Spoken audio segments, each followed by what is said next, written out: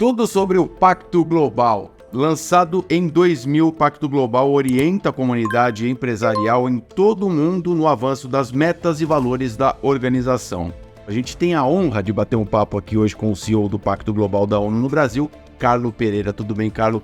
Seja muito bem-vindo. Muito obrigado, a alegria estar aqui com vocês. Para a gente ter uma ideia bem bacana dos 10 princípios do Pacto Global, a gente começa pelos direitos humanos. As empresas devem apoiar e respeitar a proteção dos direitos humanos reconhecidos internacionalmente, assegurar-se da sua não participação em violações desses direitos. Temos aí a questão do trabalho também. As empresas devem apoiar a liberdade de associação e o reconhecimento efetivo do direito à negociação coletiva, a eliminação de todas as formas de trabalho forçado ou compulsório, a abolição efetiva do trabalho infantil. Se falando de Brasil, esse tema é muito importante, né, Carlos? Eliminar a discriminação no emprego. Partimos então aqui para o meio ambiente. As empresas devem apoiar uma abordagem preventiva aos desafios ambientais, desenvolver iniciativas para promover maior responsabilidade ambiental e incentivar o desenvolvimento e difusão de tecnologias ambientalmente amigáveis. E aí, por fim, contra a corrupção. As empresas devem combater a corrupção em todas as suas formas, inclusive extorsão e propina. Deixa eu te perguntar uma coisa. Onde o Brasil está mais para trás e mais para frente? Onde o Brasil pode dar exemplo aí nessas questões? Lembrando, a gente está falando de corrupção, meio ambiente, trabalho, né? E aí a questão dos direitos humanos. É difícil responder, né? Muitas vezes a gente acaba misturando as empresas com a situação do país em si. E as empresas que trabalham esse sistema de fato são grandes empresas, médias empresas, né? 90% do emprego está em pequenas microempresas. Então é difícil de fato a gente ter esse debate sem fazer essa separação, né? Porque quando eu estou falando no setor empresarial, esse que, né, acaba movimentando o PIB pequenão, né, ou que tem ali as grandes empresas, aí, sem dúvida nenhuma, eu acho que a gente está indo comparativamente bem na maior parte dessas questões aqui. Lembrando que o pacto, como eu comentei, ser ONU, né, todos esses princípios eles são fundamentados nos princípios universais, né? Então, os 4 princípios que a gente tem relacionado a trabalho são os 4 princípios da OIT, da Organização Internacional do Trabalho, né? Hoje a OIT tem 5 princípios, mas em 2000 eram 4, os 4 foram para dentro, né? Então, veja, o Brasil, sem dúvida nenhuma, tem um problema muito grande com o trabalho análogo à escravidão, sem dúvida, né? Os números são muito altos. Então, a gente está falando em 1.500 pessoas que foram libertadas no ano passado e a gente está batendo esse número esse ano.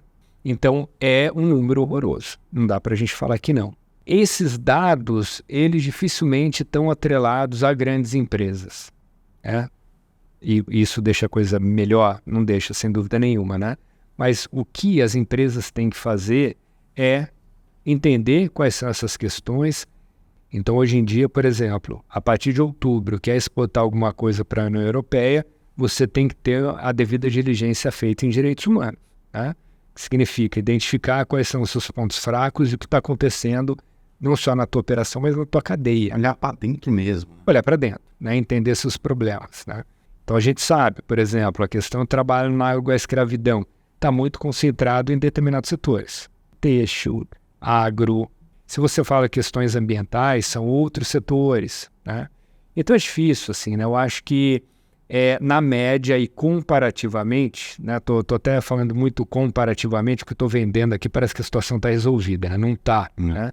Mas o que eu quero dizer é que a gente tem boas práticas no Brasil, sem dúvida nenhuma, e avançado, né? Sobre essa questão de setores, e que ninguém nos ouça aqui, qual que é o setor que vocês percebem que é um terreno mais delicado ali de conversas, de práticas, né? Porque elas precisam existir, não é só a teoria, enfim.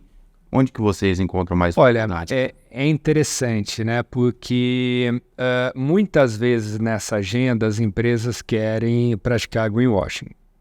Sendo muito claro aqui, né? Quando a gente quer, por exemplo, discutir trabalho análogo à escravidão, né?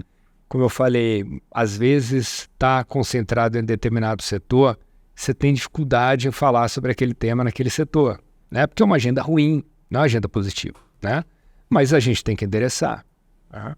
Então, por exemplo, corrupção, que é uma agenda que a gente trabalha muito, principalmente no Brasil, né? É um tema que a gente não tem tido muita dificuldade. As empresas e os setores estão dispostos a discutirem o tema, né?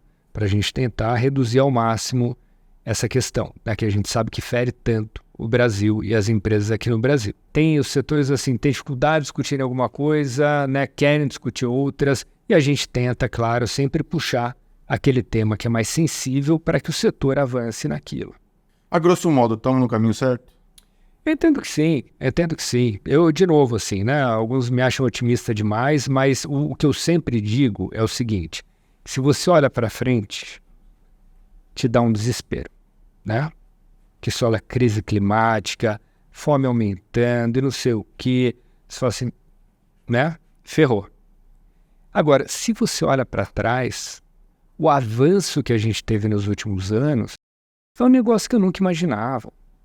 Vou te dar um exemplo muito claro, né? Eu trabalho com essa agenda desde sempre. Clima, por exemplo, eu trabalho há 25 anos, né? Tive nas COPs, vou às COPs, né, com as conferências de clima e tudo mais. E o que acontece?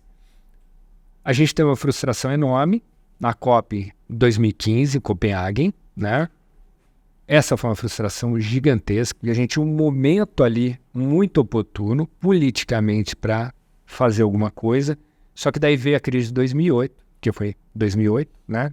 E aí, foi 2009 no caso. Mas aí a crise, claro, fez com que os países recuassem, né? Foi um movimento ali que frustrou todo mundo, mas enfim, dava para entender. Passa um tempo, a gente tem a COP de Paris, né? 21. O que a gente teve ali foi que a gente chegou a um conjunto de metas, né, que eu, muito honestamente, não estava tão otimista, tá? E outra coisa importante, a COP21, que foi tão importante, a gente teve o quê? A gente teve naquele momento 30% dos países e empresas se comprometendo com metas de neutralização. Aí o que acontece? A gente vem para Glasgow, COP26, né? O que aconteceu? Em Glasgow, a gente chegou a 90%. De se comprometer a implementar, tem uma distância, sem dúvida nenhuma, né? Mas só de se comprometer já é um avanço muito grande, né? Porque olha só, quando a gente fala, por exemplo, nas metas contratadas, não os 10 princípios. 10 princípios, né? Como estão ali, são princípios, as empresas se comprometem, a gente, Pacto Global, não monitora, tá? Que a gente pede que as empresas reportem anualmente como elas estão andando, deixe isso público para opinião pública, para a sociedade, então, avaliar, tá? Perfeito. No entanto, com relação aos movimentos que a gente lançou, que a gente pode falar mais depois, que esses sim estabelecem metas para o setor privado aqui no Brasil, esses a gente monitora. Esse monitoramento é para saber se as empresas estão avançando mesmo. Como se dá? Se dá por meio de uma carta do CEO, da CEO daquela empresa. Isso aí é público, vira um compromisso público da empresa, né? Então, por exemplo, a gente estava falando se está andando ou não a agenda, né? Imagina que a gente lançou o que a gente chama de Ambição 2030 no Brasil ano passado, tá? Então, uma agenda coloca um ano, tá? Porque alguns movimentos, falei que são 8, tem um 9º vindo aí, falei que são 8, né? E tratam ali de clima, de água, de mulheres, de pessoas negras e assim por diante, tá? E aí o que a gente tem ali?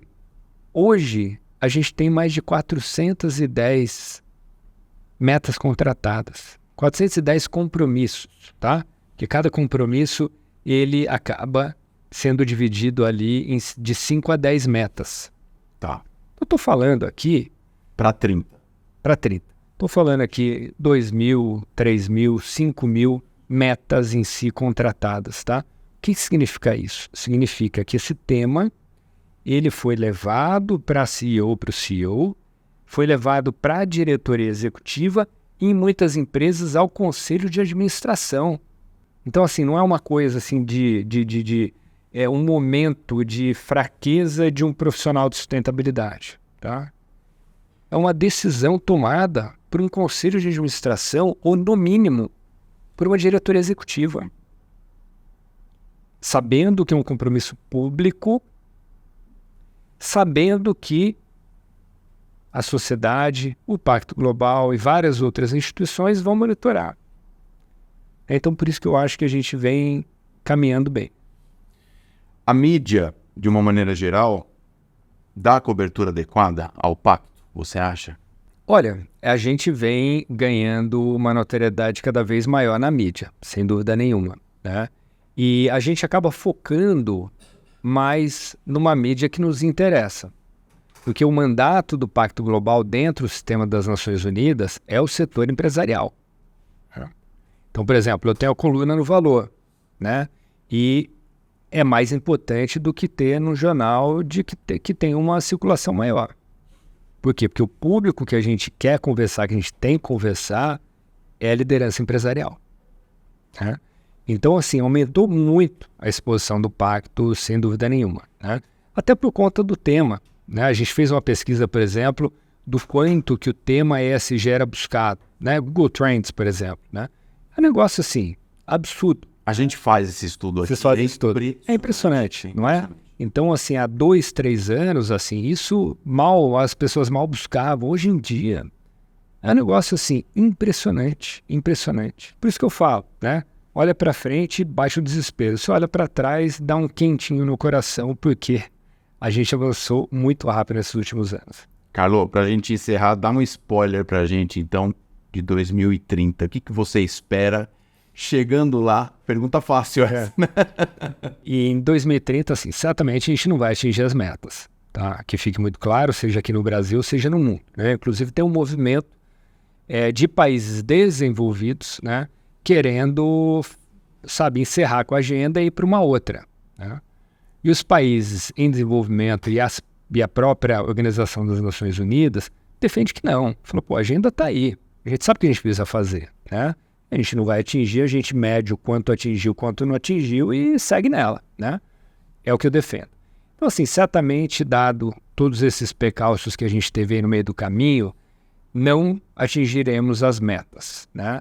Mas, de novo, do mesmo jeito que a Agenda do Milênio reduziu a pobreza à metade, né? A metade não. Olha só esse dado que eu acho um dado muito importante da gente dar, né?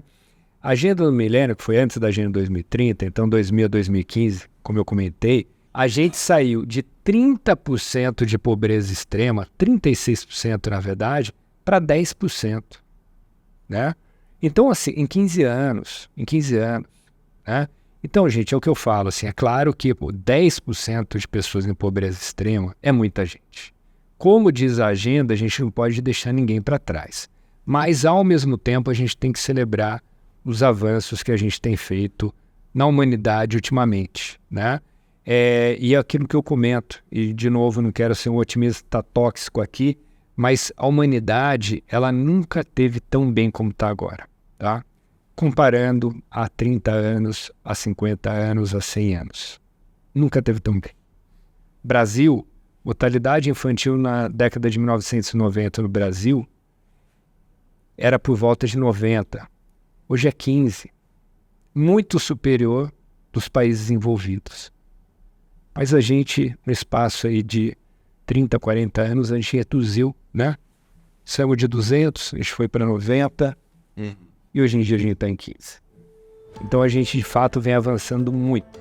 Isso, claro, não pode deixar com que a gente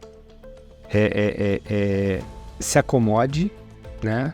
Mas sim, a gente tem avançado muito como humanidade e a gente tem que fortalecer cada vez mais essas parcerias que a gente vem fazendo entre poder público, setor privado e sociedade civil para resolver os problemas.